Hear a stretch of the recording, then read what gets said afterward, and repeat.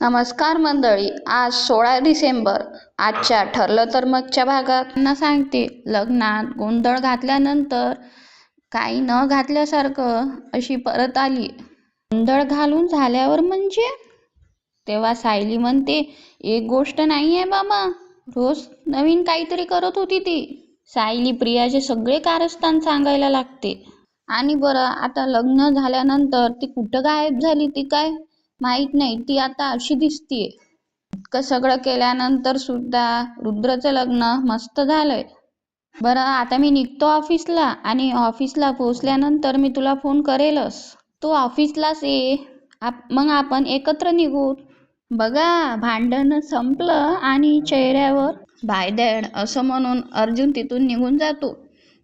मी पण आता जरा झोपते असं अस्मिताही म्हणते. अस्मिता तिच्या खोलीत चालली जाते. गेल्या गेल्या सुद्धा मला अस्मिताताईंनी काही चिडवलं नाही.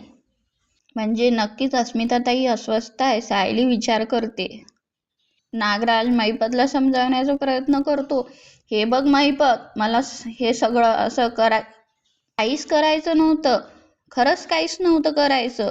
पण माझ्यासमोर परिस्थितीच अशी आली की मी तोंड बंद ठेवायचं. नागराज शेठ, तोंड बंद ठेवायचं. मला बांधून ठेवलं म्हणजे त्याच्या नखाची दाढ सिंहाला बांधून ठेवलं म्हणजे त्याच्या नखाची दाढ गेली असं नाही समजायचं हा कधीच. चिचुंद्री आणि बेडूक याच्या शेपटीला पण मी हात नाही लावू शकत. हे बघ, शांत हो. तुझा राग. तो अर्जुन लग्नात आदळला आणि तर तू सगळं सांगितलं असतंस माझ्याविषयी तर 25 वर्षाची मेहनत होती माझी, सगळी वाया गेली असती. 24 वर्ष तुमच्या पाठीमागे उभा होता हा महिपत शिकरे, ते विसरलात का नागराज शेठ? 6 महिने तुमच्या भावाला टपकवण्याचा प्लॅनिंग करत होतो नागराज शेठ, हे विसरलात का? तेव्हा काय बोलले तुम्ही? माझा भाऊ एकदा का टपकला, त्याची प्रॉपर्टी माझ्या नावावर झाली की मी तुम्हाला मालामाल करील. काय झालं? इतक्या वर्षानंतर किती आली तुमच्या हातात ती कटोरी? समोर कोण आलं? मला. पोलिसांपासून लपतंय कोण? मी. हे बघ महिपत, तू जे काही बोलतोयस ना ते कळतंय मला. आपण यातून काहीतरी मार्ग काढू. आपण नसतो मार्ग काढत नागराज शेठ. तुम्ही दुश्मनी घेतलीस ना माझ्यासोबत. आता इथून मी उभारणार. माझं फाशात अडकलं. तुमचं नरड, माझं नरड जर फाशात अडकलं तर मी तुमचं नरड पण नाही सोडणार. हां, तेच महिपत. म्हणून मला हे सगळं करावं लागलं. आता यापुढे जे काही करसाल ना नागराज शेठ, ते एकट्यानेच करा. कळलं का? तुमचा तो भाऊ रविराज किल्लेदार तुम्हाला पकडणार नाही ते बघा. कदाचित तुम्हाला त्यात यश येईल. अर्जुन सायली पकडणार नाही असं बघा, त्यातही तुम्हाला कदाचित यश येईल. हा महिपत शिकरे तुम्हाला पकडणार नाही. कदाचित. कदाचित नाही नागराज शेठ. तुम्हाला यात 113% यश येणार नाही. तुला कळत का नाही आहे? हे भांडण्याची वेळ नाही आहे महिपत. आपण अजिबात भांडायचं नाहीये. हा महिपत बोलत आहे खरं आहे. मी बोलतो पण छान. 113% बरं. आपण एकमेकांचे हात धरून राहायला पाहिजे, कळतंय का? नाहीतर आपण दोघंही बुडूत. धरले असते नागराज शेठ, पण तुम्ही माझे हात बांधून ठेवलेत ना. कुणी बांधले? तुम्हीच तर बांधले. हात पण बांधले, पाय पण बांधले. हात सोडा ना नागराज शेठ माझे, नाहीतर आपण दोघंही 113% बुडूत. अर्जुन सायली रविराजला भेटायला येतात. काय? बाबू जिवंत आहे? लग्नाच्या आधीच त्याला सायलीने बघितलं होतं. आम्ही त्याला पकडलं आणि त्याच्याशी बोललोही. तुमची सगळे कामं होत राहतील. आधी सर्वांनी भोपळ्याचे घाडगे खाऊन घ्या. क्या बात आहे आत्या. अर्जुन त्याची प्लेट उचलतो. अस्मिताला सुद्धा भोपळ्याचे घाडगे खूप आवडतात. सायली, आज जाताना आठवणीने तिच्यासाठी भोपळ्याचे घाडगे घेऊन जा. बरं, आता तुमचं काम करा. नाही नाही, बस तू. हे आमचं काम नाही. मी जाते. नाही नाही, तू पण इथेच बस. काय म्हणाला मग बाबू? बाबू म्हणाला की तो ॲक्सिडेंट महिपतने घडून आणला नव्हता. त्याला कुणीतरी अख्ख्या फॅमिलीला संपवण्याची सुपारी दिली होती. सुपारी? कोणी दिली होती सुपारी? तेच तर विचारायला आलोय रविराज काका आम्ही तुम्हाला. म्हणजे त्या काळात तुमचा कोणी असा शत्रू होता का ज्याला तुमचा इतका राग येत असेल, किंवा असा आरोपी ज्याला तुझ्यामुळे शिक्षा झाली असेल? असे तर बरेच होते. पण एक जग्गू नावाचा होता ज्याला माझ्यामुळे जन्मठेपेची शिक्षा झाली होती. तो जेलमध्ये जाताना म्हणत गेला होता की सूट घेईल, बदला घेईल. आणि असे दोघं तिघं होते, पण त्यांची सुटका त्याच दरम्यान झाली. ठीक आहे, मला त्या सगळ्यांचे नावे आणि त्यांचा रेकॉर्ड हवाय. आईली रविराजला म्हणते, आम्हाला असंही वाटतंय रविराज काका की महिपतने हे सगळं पैशासाठीच केलं असेल का कदाचित, किंवा त्याचा यामागे काहीतरी वेगळाच हेतू असेल, किंवा ज्याने महिपतला सुपारी दिली त्याची मैत्री असेल महिपतशी. नागराज हे सगळं ऐकत असतो. सायलीचं बोलणं ऐकून नागराज थक्क होतो. किंवा नकळत तुमच्याकडून महिपतचं काही नुकसान तर झालेलं नाहीये. सुमन नागराजला बघते. यांचा चेहरा हे ऐकून इतका का पडलाय? नागराज अर्जुन सायलीजवळ जातो. हाय, कधी आलात तुम्ही? आत्ताच आलोय. क्या बात आहे, गाणगे केलेत? सायली सुमनला विचारते. सुमन काकू, काय झालं? तुम्ही कसला विचार करताय? मलाही काही त्या अपघाताबद्दल काही आठवतंय का? तुम्हाला माहित आहे का या सगळ्याबद्दल? अर्जुनही विचारतो. सुमन काकू, नाही, मला कसं काय आठवेल? मला नाही आठवत काही याबद्दल. नाही, पण त्या ॲक्सिडेंटचा का विषय निघाला अचानक? नाही, वहिनीची स्मृती परत येतेय आणि तन्वी तर कधीची सापडली. काय आहे अचानक? कशाला त्या जुन्या आठवणी आठवायच्या? विसरा ना.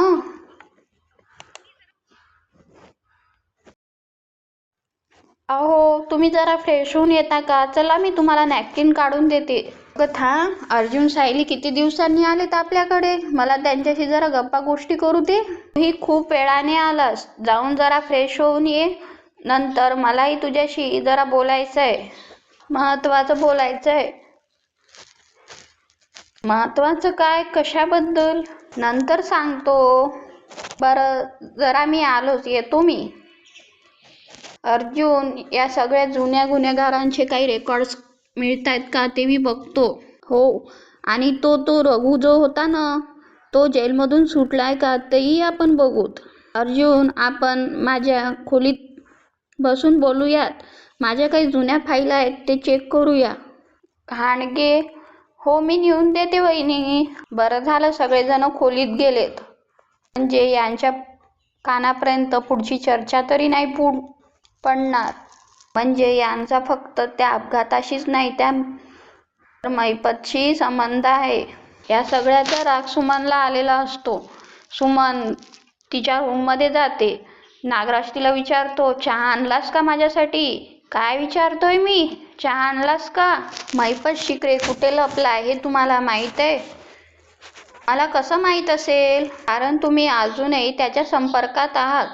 माझ्या डोळ्यात आणखीन धूळ फेकण्याचा प्रयत्न करू नका. महिपत कुठे लपलाय हे दादांना सांगून टाका. सुमनच्या या बोलण्यात नागराजला राग येतो. देवाने जीभ दिलीये म्हणून वाटेल ते बोलायचं का? माझा आणि महिपत शिकरेचा काहीही संबंध नाहीये. तुझ्या डोक्यात जर हे शिरत असेल तर ठीक आहे. माझ्याकडे बाकीचेही पर्याय आहेत सुमन, कळलं का? अहो, पण तुम्ही कबूल का नाही करत आहात? नागराज सुमनच्या तोंडावर हात ठेवतो आणि तिला धमकावण्याचा प्रयत्न करतो. हे तुझं जे काही चालू आहे ना, बस झालं आता. मुद्दाम पाठवलंस ना आत्याकडे मला. आता मी इथे खाली होतो तर मुद्दामून तिथून मला हाकलायचं बघत होतीस ना. मुद्दाम करतेस ना हे सगळं बोलणं, हे हो की नाही? हे सगळं बोलून सुमनला लोटतो.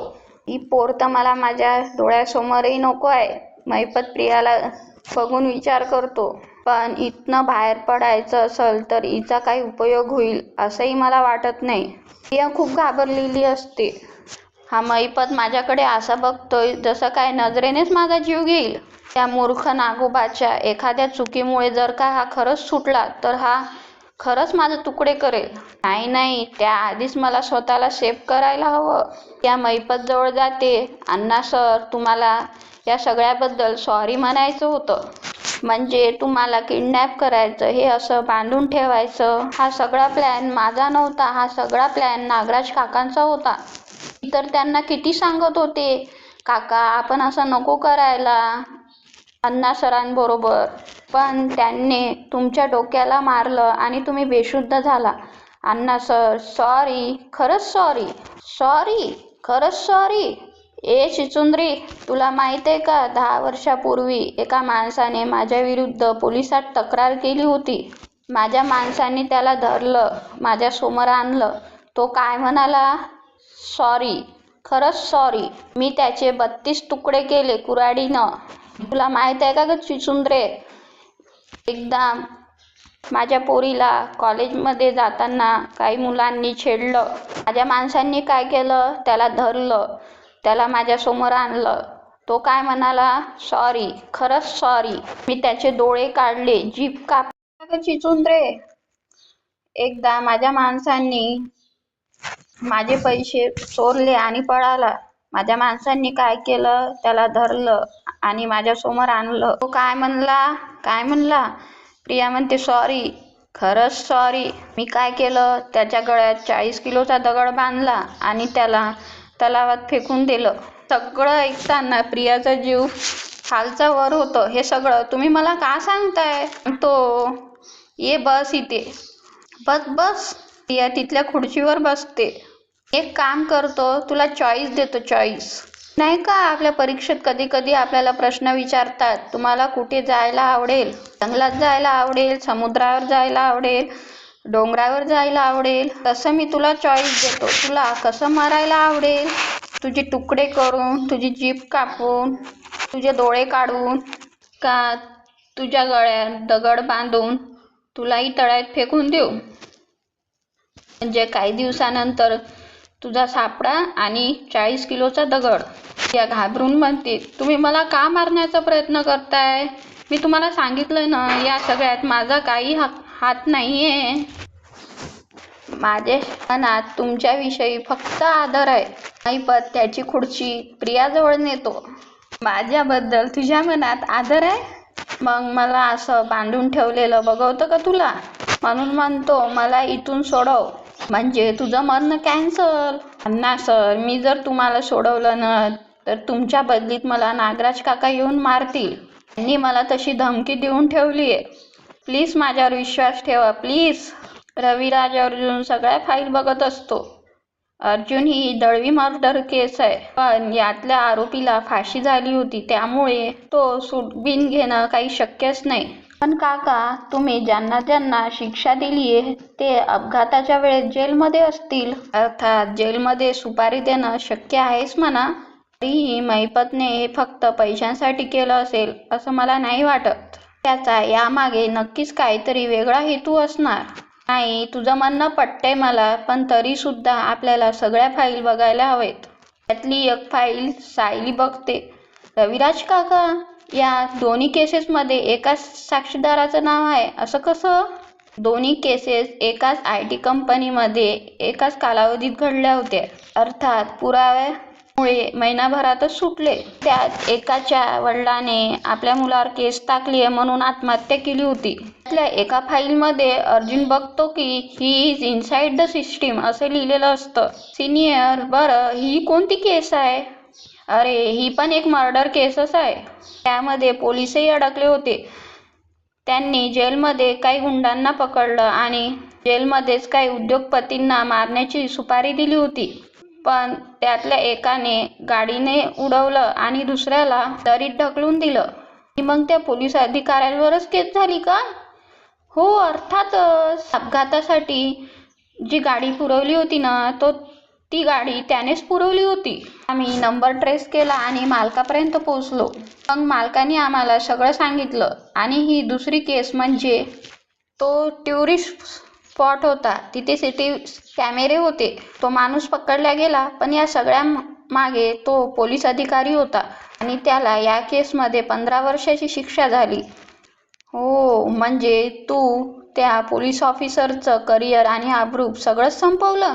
त्याचंही नाव आपण आपल्या लिस्टमध्ये टाकूया. ज्युनियर, तू एक काम कर, तू या सगळ्या केसेसची एक लिस्ट तयार कर. मी तोपर्यंत बाकीच्या केसेस बघतो. रविराज दुसऱ्या फाईल्स बघतो.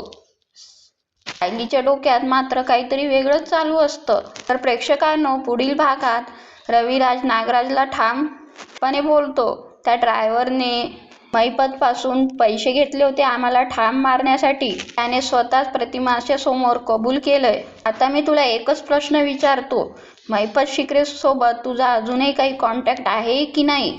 सुमनचा चेहरा पडलेला असतो नागराजच्या वागण्यामुळे. सायली सुमनला विचारते, तुमचा चेहरा असा का पडलाय? काही घडलंय का? आता मात्र सुमनचं वागणं सगळ्यांच्या लक्षात येतं बरं का. व्हिडिओ आवडला असेल तर लाईक करा आणि सबस्क्राईब करा.